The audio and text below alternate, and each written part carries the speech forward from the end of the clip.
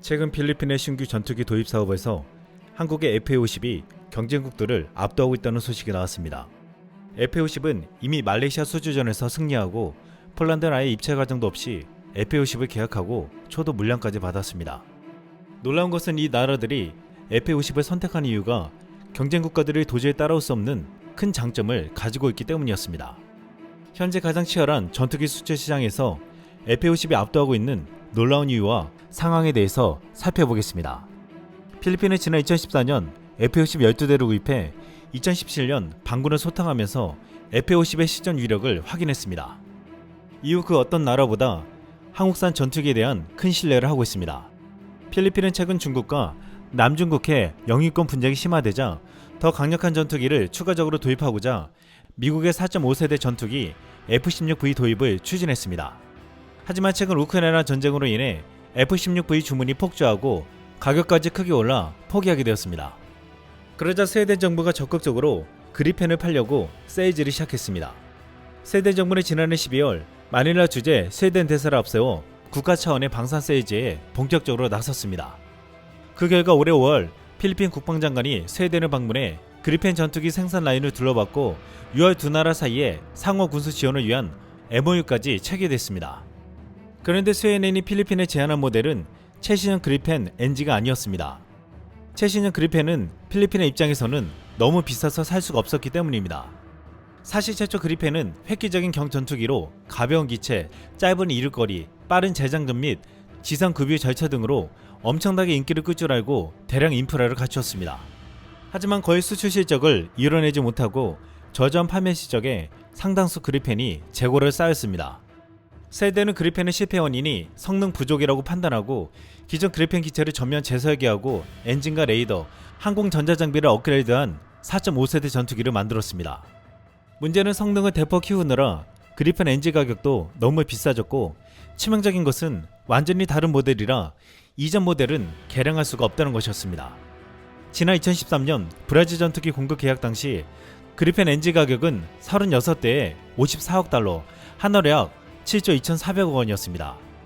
대당 2천억 원이 넘는 엄청난 금액인데 아무리 기술과 무장을 강화했다고 해도 5세대 전투기 F-15가 1,000억 정도이고 유로파이터가 1,400억인데 경전투기를 2천억 원에 살 나라가 없었습니다.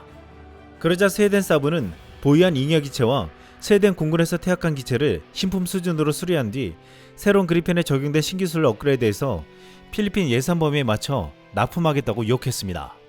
필리핀이 필요로 하는 차관 또는 대출 보증도 적극적으로 지원하겠다고 했습니다. 이렇게 진행되면서 필리핀이 그리펜을 선택할 가능성이 높아지는 상황에서 스웨덴에게는 청천벽력과 같은 엄청난 변수가 등장했습니다. 지난 6월 국방장관이 교체되었는데 FA-50 전투기 도입 당시 필리핀 공군 자문위원이었습니다. 그는 FA 도입에 중요한 역할을 한 인사로 도입 이후 필리핀의 활약을 지켜보며 한국산 전투기에 대해서 우호적인 인물이었습니다. 거의 그리펜 도입으로 기우던 차에 새로운 국방장관이 오자 카이가 이 기회를 틈타 거부할 수 없는 카드를 제시했습니다. FA-50 블록 20 판매와 기존 FA-50PH의 성능 개량입니다. FA-50 블록 20은 기존에 도입한 모델과 차원이 다른데 A4 레이더, 공대공 미사일 암람, 스나이퍼 타겟 포드, 레이저 유도 폭탄, 공중 급유 등 엄청난 위력을 지니고 있습니다. 앞으로 반군이 아니라 영토 분쟁 상대인 중국을 상대하려면 강력한 무장의단 전투기가 필요한데 한국은 FA-50 블록 20으로 이를 완벽하게 충족시켜주려 하는 것입니다. 이 모든 사양에 예비 부품과 무장을 다 합쳐도 대당 가격이 600억 원을 넘지 않는데 그렇다면 카이는 필리핀 예산으로 12대를 공급하고 기존의 FA-50PH 성능 개량도 가능하다고 말했습니다. 필리핀은 정한 예산 1조 4천억 원으로 신형 전투기 12대를 도입하려고 했는데 한국에서는 이 비용으로 고성능 FA-50 비행기를 무려 24대나 가질 수 있게 되는 것입니다. 또한 그리펜은 지금 거의 운용하는 나라가 없지만 FA-50 블록 20은 한국군 도입과 폴란드, 말레이시아에 수출이 성사되었습니다. 또한 앞으로도 유럽을 비롯한 전세계 국가들에게 수출 가능성이 높아지고 있어 규모의 경제를 가지고 있다고 보고 있습니다. 지난 2021년 필리핀에서는 FA-50 다큐멘터리가 공개되었는데 우리나라 공군에도 없는 레이저 유도 폭탄이 달려있다고 해서 큰 화제가 되었습니다. 필리핀 공군이 마라위에서 실전에 FA-50을 투입했는데 이 공격에 이 레이저 유도 폭탄이 사용되었다는 말이 나오기도 했습니다. 하지만 나중에 무유도 폭탄인 것으로 밝혀졌는데 이번에 카이는 FA-50 블록 20에 필리핀 공군이 꿈꾸던 스나이퍼 타깃포드와 레이저 유도 무기까지 달아주려고 하고 있습니다. 지난 폴란드 라도메어쇼에 전시된 FA-50은 블록 20의 무장을 다하고 있어 화제가 되었는데 그 중에서도 FA-50용 KGGB 활공 유도 키트에 많은 사람들이 주목했습니다. KGGB는 한국형 GPS 유도 폭탄의 약자인데 최대 사정거리가 110km로 정밀 타격이 가능한 한국산 공대지 미사일입니다. 그런데 KGGB는 중국을 견제하는 미국도 탐을 내는 무기로 엄청난 위력을 가지고 있습니다. 엄청난 속도로 해군력을 확장하고 있는 중국이 굉장히 빠른 속도로 군함을 만들고 있는데 미국의 입장에서는 이 군함들을 견제할 미사일이 필요합니다.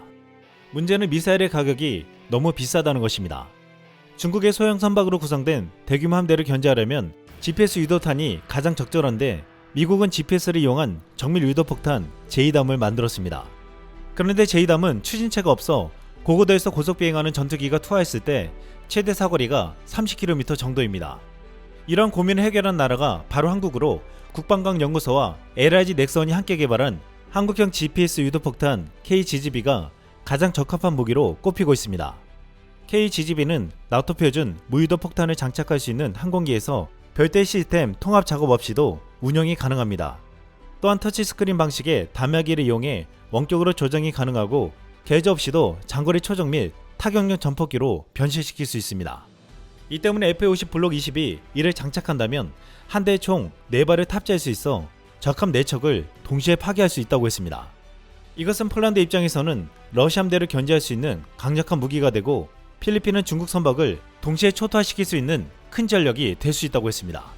이에도 FA-50을 폴란드와 말레이시아가 도입하려는 가장 큰 이유 중 하나가 바로 놀라운 가동률입니다.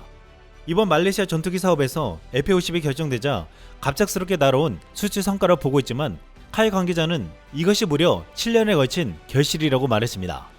지난 2021년 입찰 공고가 나자 총 11개 업체가 관심을 가졌지만 그중 5개 업체는 참여를 포기하고 카이를 포함한 6개 업체가 제안한 FA-50, 미그-35, L-39, JF-17, 테자스, 휴르제트가 경쟁에 참여했다는 것입니다. 그런데 말레이시아가 중요하게 보는 것 중 가장 큰 것은 가동률이었습니다. 1990년에 생산된 30제 미그-29기가 18대가 있는데 그동안 부품과 수리 문제로 가동률이 낮아 이에 대한 불만이 많았기 때문입니다. 폴란드도 2018년 시정 전투기 사업에서 FA-50을 탈락시키고 그리펜을 선택한 바 있었습니다. 그런데 폴란드 공군은 그리펜을 선택했다가 40%의 처참한 가동률로 큰 오해를 한 바 있습니다. 오래된 미그-29기 등 구소련제 전투기에 가동률이 떨어져서 큰 문제가 되었는데 새로 도입한 그리펜까지 문제였습니다. 이에 폴란드가 입찰을 하지도 않고 FA-50을 도입한 이유 중 하나는 FA-50이 무려 90%가 넘는 놀라운 가동률을 가지고 있기 때문이었습니다. 말레이시아도 FA-50을 도입하기 전에 주요 인사들의 방안에 FA-50 시승은 물론 FA-50 생산시설과 우리 공군이 운영하는 현장을 직접 살펴봤습니다. 여기서 FA-50의 높은 가동률이 정말 놀랍다며 당시 다룩 미에즈 말레이시아 국방사무차관은 현장 실사에서 한국의 생산시설과 공군의 운영 현황에 큰 감명을 받았다라고 말하기도 했습니다. 많은 나라들이 전투기도 필요하지만 파일럿을 훈련시킬 수 있는 훈련기가 필요한데 무엇보다 FA-50은 이 두 가지를 완벽하게 충족시킨다고 했습니다. 카이는 FA-50으로 이제 미국 시장까지 노리며 총 1000대 수출을 목표로 하겠다고 했는데 지금 이 목표를 열심히 이뤄가고 있습니다. 이상 쓸망이었습니다.